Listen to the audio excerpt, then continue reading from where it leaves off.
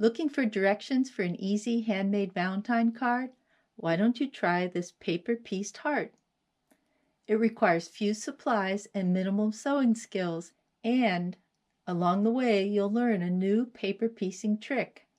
Unlike most paper piecing projects that only have one piece, this pattern is divided into 3 sections.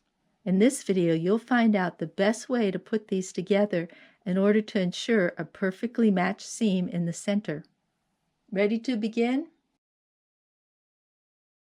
You'll need some small scraps of fabric for the heart and for the background, along with this paper piecing pattern. You can download this at learnhowtoquilt.com under Patterns, or you can click on the link below. If you've already done some paper piecing, you know that these pieces don't have to be exact. As a matter of fact, that's one of the great things about paper piecing. You don't have to worry about your cutting. I just wanted to give you an approximation of the fabric that you need and of the size and number of the pieces that you need to cut from the background and the heart fabric. These sizes will make it easier if you're rotary cutting. What's most important is that all your fabric's been pressed before you begin. Cut out your heart pattern. It doesn't have to be precise because you'll trim these edges later on. Fold on these inside dark lines. I use an old greeting card or postcard to help.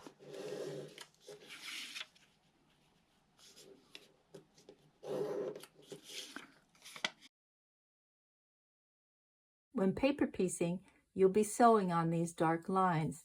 I'm using a red thread so that you can see, but you'll want to use a neutral color thread. Some folks like to use a tighter stitch length if they plan on pulling off the paper, but if you want to turn this into a card, you don't have to worry about taking the paper off. Start with the number 1 fabric. Your fabric goes on the back with the right side up over that number 1 spot. Now you can see that I've got plenty extra fabric here, so I don't have to worry with this piece, but just to let you know, you want to make sure that this fabric is placed over that number 1 area and has about 1/4 inch all the way around it. Before I go on to fabric number 2, I like to fold this back on that line and trim away some of this excess. Eyeball about 1/4 inch over. Now fabric number 2, this is a pretty big piece, so let me cut this in half. Fabric number 2 will go right here, but I have to put it on this side. So this is where fabric number 2 end up. In order to sew these two together, I have to put right sides together, align this fabric up along that edge. So I want to check to make sure that that's in the right place.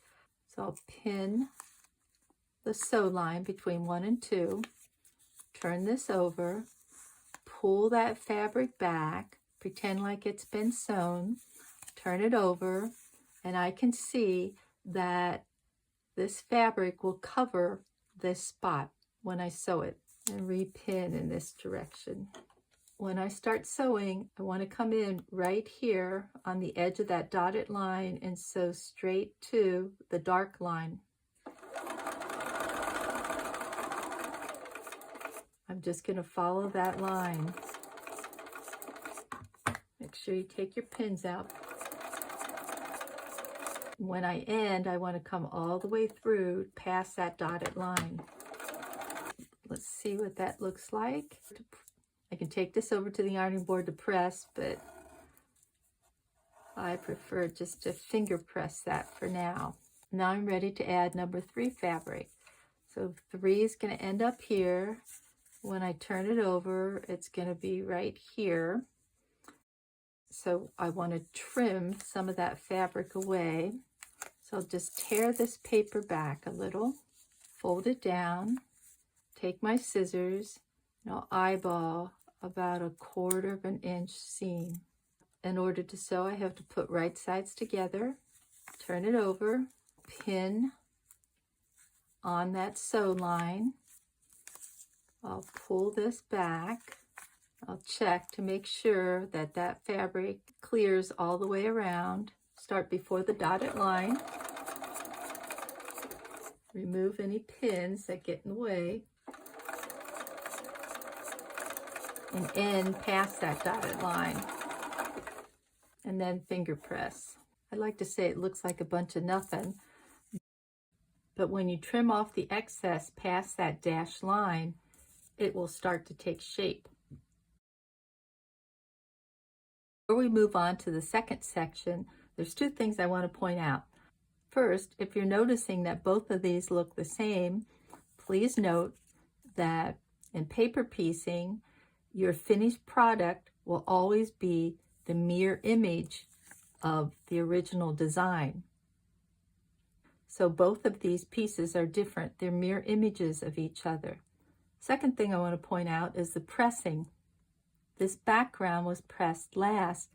Notice that it forms sort of what I call a hill in relation to this heart fabric, which is what I call a valley.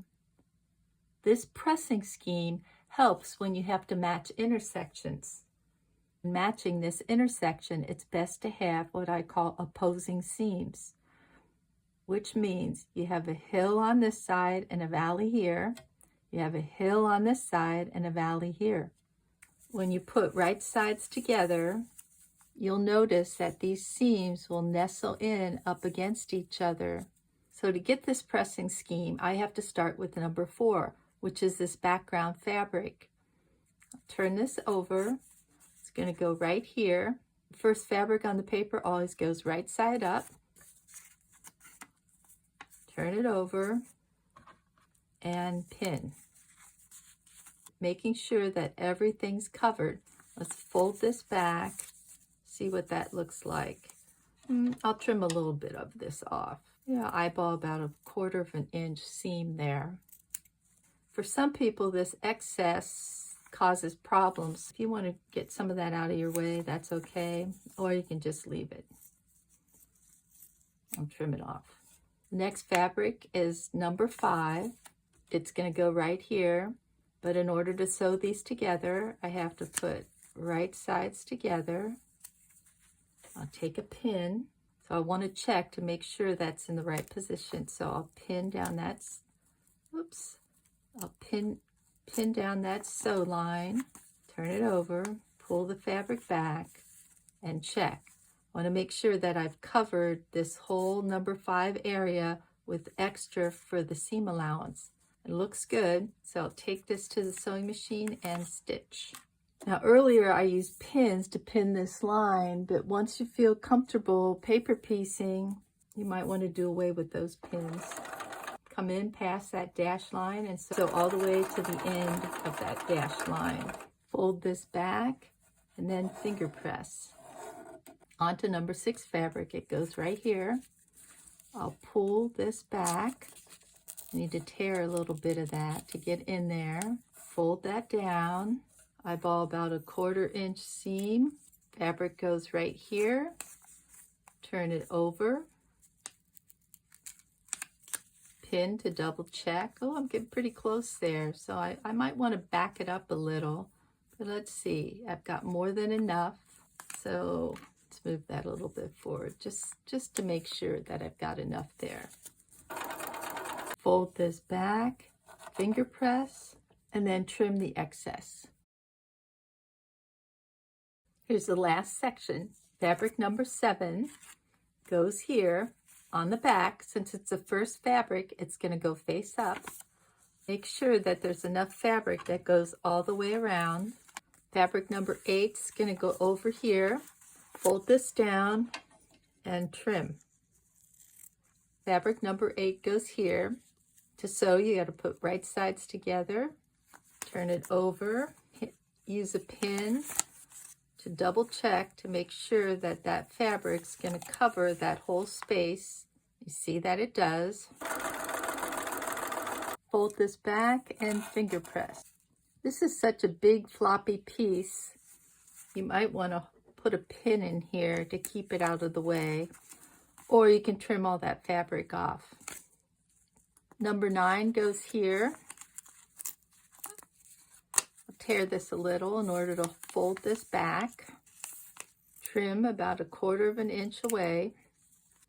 Take your fabric, put right sides together. I can see that this piece is going to be more than enough to cover, so I'm not going to check this time. I'm just going to start sewing down that line.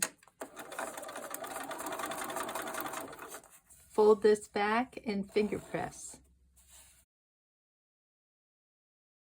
Now you're ready to stitch these pieces together. First, you'll stitch these 2 pieces. At this point, you can tear the paper off the back or leave it on. I'm going to use these for the cards, so I like to keep the paper on, but I do like to get rid of some of this bulk in the seam. I'll cut that paper out right along that seam line.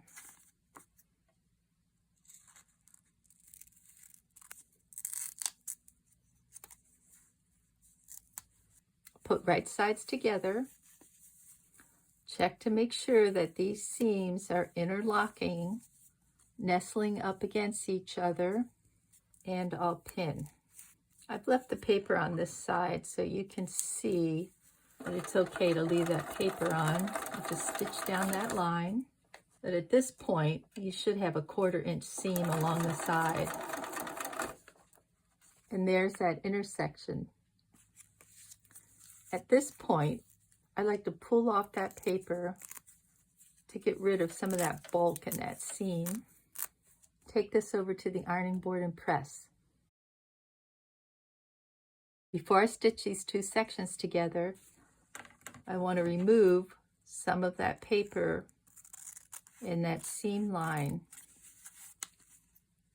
As I said earlier, if I wasn't using this for a card, I'd remove all that paper now. And I'll take this one off also.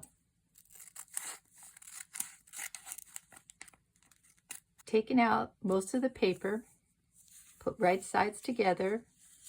There's no matching seams here. I want to make sure that these edges line up, and I'll stitch 1/4 inch seam. And here's my completed heart. After pressing, I'll slide this right into my card. And this Valentine's ready to be mailed. If you'd like information on where you can purchase these cards, please see the link below. Instead of a card, you might like to make a little bookmark or sachet. Cut a piece of fabric the same size as your heart. You can add a little batting to the inside if you'd like. Stitch around the outside edge, turn it inside out, and you've got a keepsake Valentine. What football fan wouldn't love a good luck charm for Super Bowl? Hope you get a chance to work on one of these paper-pieced hearts. If you're interested in trying out some more heart projects, follow the links below. Thanks for visiting LearnHowToQuilt.com. Please subscribe to our channel and share our videos with your friends.